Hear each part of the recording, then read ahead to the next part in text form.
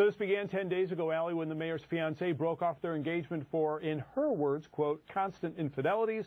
And 3 alleged victims said through their representatives they've been harassed. Well, yesterday, an additional victim said she'd been groped when he was a congressman. And then an assemblywoman said that 6 women came to her 2 years ago with similar stories. The bottom line, this is not over. Back to you. Ay, ay, ay. William, thank you for that background. So what should be done about Mayor Filner? Should he stay or should he go? Mark Thiessen is a fellow at the American Enterprise Institute and former chief speechwriter for President George W. Bush. Julie Roginski is a Fox News contributor. She was a political advisor to former New Jersey Senator Frank Lautenberg. Hi, guys. Good morning. Good afternoon. How are you doing, Allison? I'm doing fine. William Lajeunesse was too polite to spell out some of the things that Mayor Filner has done, but I'm not, so let me tell you some of them. He forcibly kissed 2 constituents, allegedly. He allegedly grabbed the backside and breast of a staff member, and he even, on a City Hall elevator, told one female staffer that women employees would do better, quote, if they worked without their panties on. Now, he says that he's just a hugger.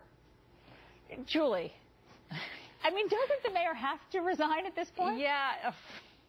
You know, I used to be a young woman in politics a long, long time ago. I wish this were an isolated incident to San Diego, but unfortunately this goes on all the time. I experienced behavior like this, as did I think any woman in her 20s, or especially early 20s, who was starting out, who had to work for politicians, some politicians. So it's reprehensible. And the part that kills me, because he's right, is that this used to be acceptable, and all of a sudden his defense is, well, I didn't know, times have changed. It's a whole new generation, and I guess it's not acceptable now. Nobody told me, I didn't get the memo. Are you kidding me?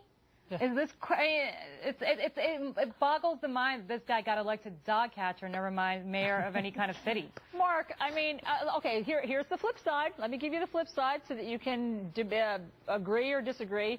He says, as a citizen of this country, I expect and I am entitled to due process and the opportunity to respond in a fair and impartial venue to specific allegations. So does he have a point that there have been no real official charges or claims filed, and until that happens, should he have to resign? I think that's probably coming pretty quickly. Look, I think this guy, actually, Julie, I think this guy has a pretty bright political future. If he just resigns, waits a few years, he could be mayor of New York.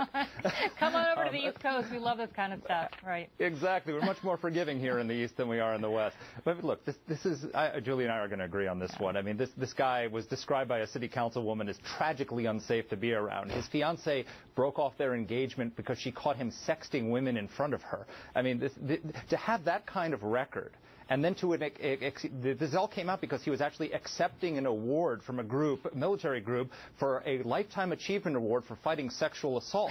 I mean, to have that kind of a record and to accept an award like that shows like a pathological arrogance.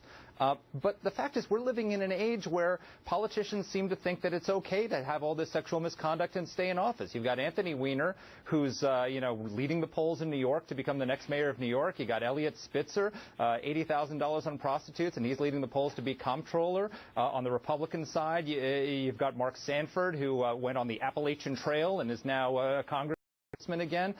So there's no shame in this country anymore. So I'm not surprised that he didn't resign. But I think he's probably going to have to. I will say 2 points about that. It's not, if this were consensual behavior, I'd say God bless, we're all adults, go do what you want to do. The problem for this guy is, he wants his due process, he wants his day in court, but while already admitting that I kind of harass people. I mean, once you go out and you admit that you've committed a wrongdoing, you can get your day in court, so a jury can actually convict you of what you've already admitted you've done. But the reality is he's already done what he said he did. He's already admitted to it. So, I don't really see how the talking points stack up. I mean, sort of, Julie. He says that he needs help. That's different from saying that I've been actively harassing people and making it a hostile workplace. Well, if I were an alcoholic and you accused me of being an alcoholic and I was, drinking 20 scotches a day, and all of a sudden you said, you might want to go to rehab, and I'd say, I don't think I'm an alcoholic, but I need help. I'm kind of admitting I need help, and I'm kind of admitting I have a problem. So he's kind of admitting he's got a problem. And again, this is not the legal standard. I'm not a lawyer. I don't know what the legal standard is, but I certainly know what sexual harassment looks like in politics. And, I know what it sounds like he admitted to, and I think if he's admitted to all of this and hasn't, he pretty much has said he's done some of this stuff. Mark, let me play for you how he says he is just a demonstrative guy. Listen to this. I express myself demonstrably. I'm a hugger of both men and women. You know what? It's not funny. It's just funny that he said he's a hugger. Julie, I'm afraid of him too. Can I just do it? I've always wanted to say this. Can I just say stay classy, San Diego, just once instead of looking into a TV camera? This guy is stay classy, my friend. It's very nice. Right? Unbelievable. Do you have a punchline, Mark, that you'd like to share? No, but Julie's absolutely right. I mean, it's a huge difference between consensual idiocy and sexual violence, which is what he apparently has done. But look, we're in the age where Bill Clinton, had sexual relations with that woman, Miss Lewinsky, outside the Oval Office, lied under oath, and didn't resign his office. So, at least Weiner and Spitzer and all these guys had the decency to resign. He's following the Clinton model. He's gonna stick it out, and guess what? Bill Clinton just had a building named after him yesterday and was named Father of the Year. So there's a future even for people who commit criminal acts in these situations. Not to relitigate, but again, Clinton was consensual.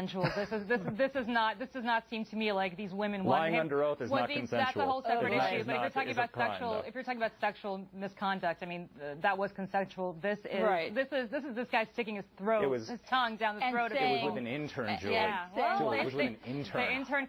All right, we can relitigate this. We're diverging into a different topic, but how soon till you hear the punchline? Filner, he barely touched her.